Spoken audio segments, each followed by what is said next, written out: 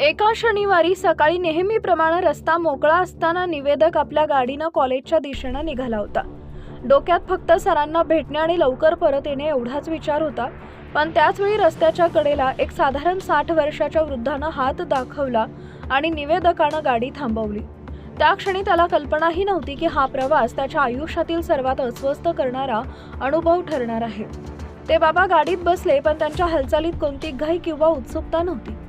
निवेदकानं विचारले असता त्यांनी थकलेल्या स्वरात उत्तर दिले, तुम्ही जिथपर्यंत जाल तिथपर्यंत. त्यांच्या आवाजात एक प्रकारची जडता होती. थोड्या वेळानं संवाद सुरू झाल्यावर त्या बाबांनी आपली व्यथा मांडली. ते विटा गावचे सुतार होते. आयुष्यभर कष्टानं जगलेले हे बाबा वाईतील एका कंत्राटदाराच्या शब्दावर विश्वास ठेवून कामासाठी तिथं गेले होते. त्यानं मोठ्या कामाचं, चांगल्या पैशाचे आमिष दाखवले. गेले 2 महिने ते तिथं रात्रंदिवस राबत होते. पण जेव्हा पैसे मागण्याची वेळ आली तेव्हा त्या कंत्राटदारानं उद्या देतो, परवा देतो म्हणत त्यांना 1 रुपयाही दिला नाही.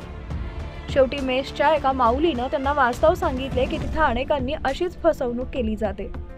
अखेर वैतागून आणि खचून जाऊन ते बाबा रात्रीच तिथून पायी निघाले. त्यांच्याकडे ना पैसे होते ना फोन. त्यांची नंबर असलेली डायरीही हरवली होती आणि अशिक्षित असल्यामुळे त्यांना घरचे नंबर पाठ नव्हते. गेले 3 दिवस ते रस्त्यानं मिळेल त्या वाहनानं लिफ्ट मागत आणि वडापाव खाऊन प्रवास करत होते. निवेदकाला ही हकीकत ऐकून त्याला खूप वाईट वाटलं.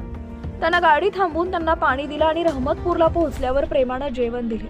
भुकेनं व्याकुळ झालेल्या त्या बाबांचे हात जेवणाची प्लेट घेताना थरथरत होते. जेवण झाल्यावर त्यांच्या चेहऱ्यावर जे समाधान दिसलं ते निवेदकासाठी खूप मोठं होतं. निवेदकानं त्यांना विटा गावच्या बसमध्ये बसवून दिलं आणि तिकीट काढून दिले. बस सुटण्यापूर्वी ते बाबा खाली उतरले आणि निवेदकाचे आभार मानताना म्हणाले, आज मला पैशांची नाही, माणुसकीची गरज होती, ती तुम्ही दिलीत. ही घटना आपल्याला शिकवते की रस्त्यावर हात दाखवणारा प्रत्येक माणूस भिकारी नसतो. कधी कधी नियती माणसावर अशी वेळ आणते की चांगल्या घरचे माणसेही हतबल होतात. वेळ कोणावरही येऊ शकते. आज त्यांच्यावर आहे तर उद्या आपल्यावर असू शकते.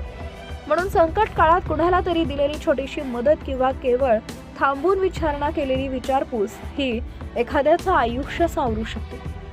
माणुसकी हा जगातला सर्वात मोठा धर्म आहे, हेच या कथेतून अधोरेखित होते.